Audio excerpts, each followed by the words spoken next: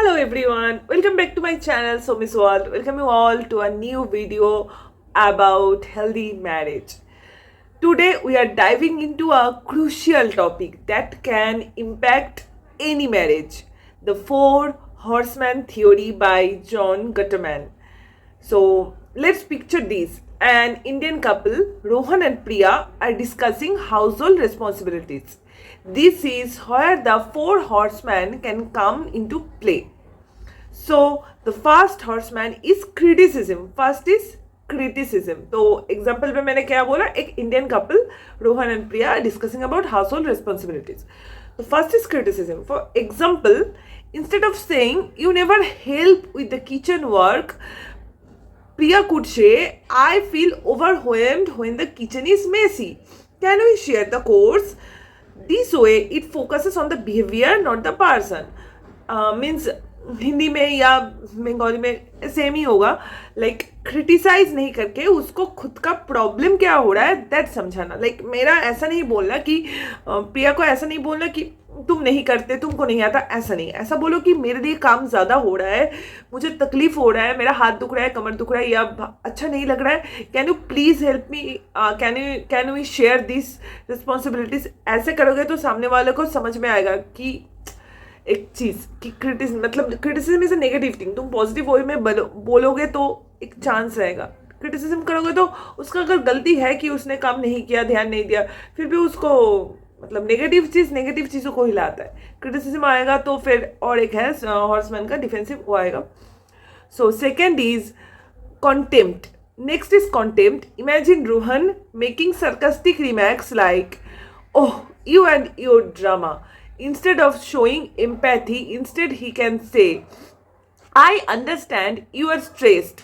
Let's find a solution together. मतलब contempt तो जो फर्स्ट है क्रिटिसिज्म उससे भी बहुत खतरनाक है. कॉन्टेम्प्ट बहुत खतरनाक. लाइक ऐसा कोई अगर जब फास्ट में प्रिया ने बोला, अगर क्रिटिसिज्म नहीं करके प्रिया ने अच्छे से बोला कि आई एम फीलिंग ओवरवेल्म्ड, मेरे लिए कम ज़्यादा हो रहा है, उसने क्रिटिसिज्म का वे नहीं चूज़ किया, पॉजिटिव वे चूज़ किया कि देखो मेरे लिए काम ज़्यादा हो रहा है, कैन यू शेयर, मेरे से नहीं हो रहा है, मुझे तकलीफ हो रहा है करके ऐसा कुछ. अगर रोहन ऐसा वे चूज़ करे कॉन्टेम्प्ट का वे कि हो यू एंड यू ड्रामा, तुम ऐसा ही करते रहे दो, तुम तो छोड़ ही दो, तुमसे तो कुछ ही नहीं होता, लाइक दैट कॉन्टेम्प्ट.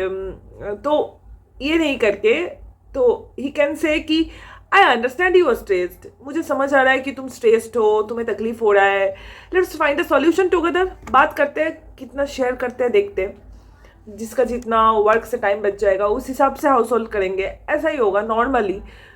ऑब्वियसली कोई बैठ के आराम नहीं करता. अगर ऑफिस में कोई काम ज़्यादा करेगा वो घर का काम कम करेंगे नॉर्मल.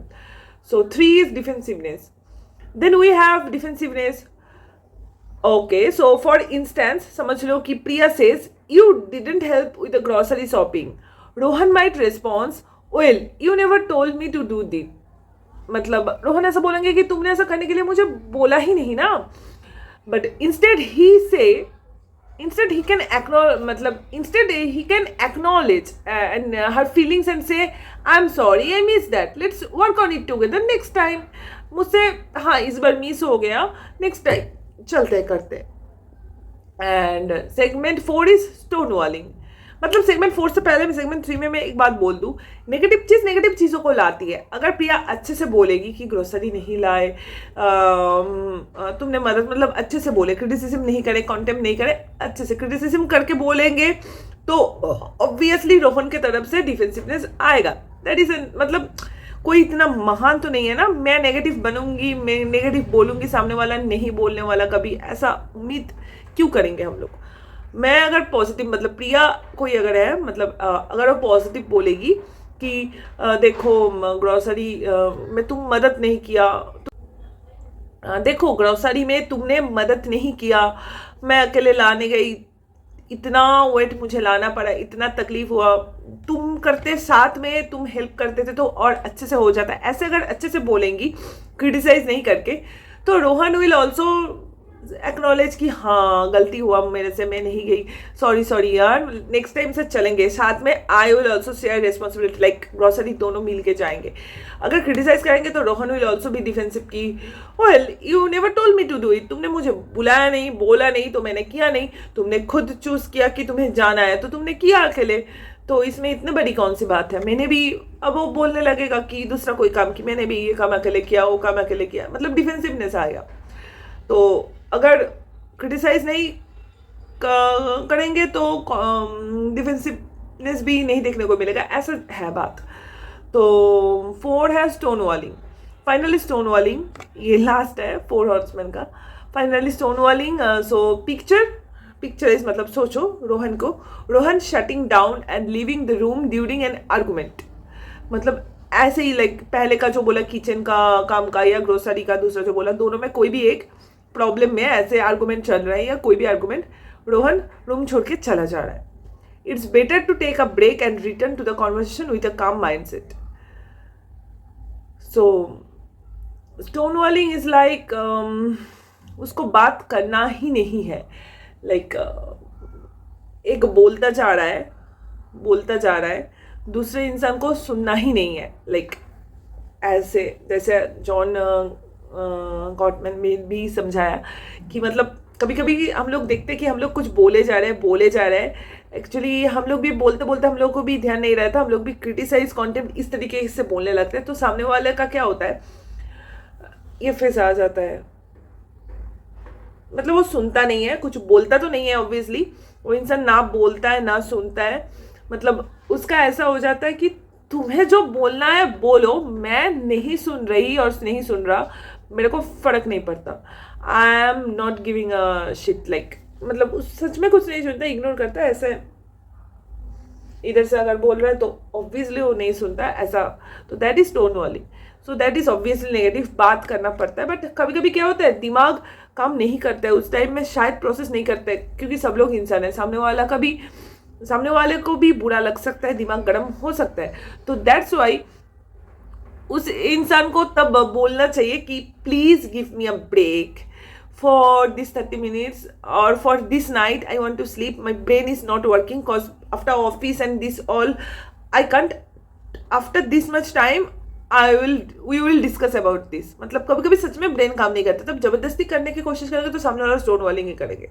तो कभी कभी होता है कि ब्रेक लेके फिर बाद में आके मतलब उसको बोलना पड़ेगा कि प्लीज मेरा दिमाग नहीं काम कर रहा है, not now, we will talk after a break, I need rest, तो after that we will spoke about this, we will discuss about this, तो बात तो करना पड़ेगा, तभी के लिए उसको ब्रेन नहीं काम कर रहा है तो that person will take a break and rest. So this is the 4th thing for negative voice, जिसको हम कैसे डील कर सकते हैं, लाइक ये रास्ता नहीं चूज कर, ये 4 वे नहीं चूज करके क्या चूज करते हैं वो भी एग्जाम्पल के साथ मैंने बोला। तो क्रिटिसिज्म नहीं करके हम अच्छे से बोल सकते हैं, कॉन्टेम्प्ट नहीं करके भी अच्छे से बोल सकते हैं, डिफेंसिवनेस नहीं दिखा के कम्युनिकेट ऑब्वियसली कर सकते हैं, स्टोन वॉलिंग के टाइम भी स्टोन वॉलिंग नहीं करके हम लोग बोल सकते हैं कि I need a little break, after that I will discuss, now my brain is not working. So this 4 is the negative thing we must have to avoid, this behavioral pattern we have to avoid anyhow. So by recognizing and addressing these patterns we can build a healthier and happier marriage.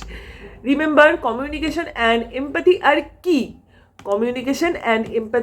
key. So this is it, मतलब communication करना बहुत ज़रूरी है, सो करते रहो, and empathy भी एक दूसरे के लिए लाना बहुत ज़रूरी है, एंड बाकी का तो ऑब्वियसली एक अच्छा फ्रेंड वगैरह जो भी मैंने बोला, ऑनेस्टी ट्रांसपेरेंसी, वो तो ज़रूरी है, बट ये 4 जो बिहेवियरल चीज़ है, बिहेवियरल नेचर है, तो हम लोगों को खुद भी कभी कभी ध्यान नहीं रहता, हो जाता है, तो this 4th thing is negative thing, we need to avoid this and communicate properly. So thanks for watching, and if you need any help about couple related problem, any relation related problem, you can DM me on my Instagram, and okay, till next week, bye bye, see you in next week, and be happy, keep others happy, keep working on your marriage, same like your job work, and keep working on yourself also, your health, your skin, your goal, everything. Be happy and lead a peaceful life. Bye bye.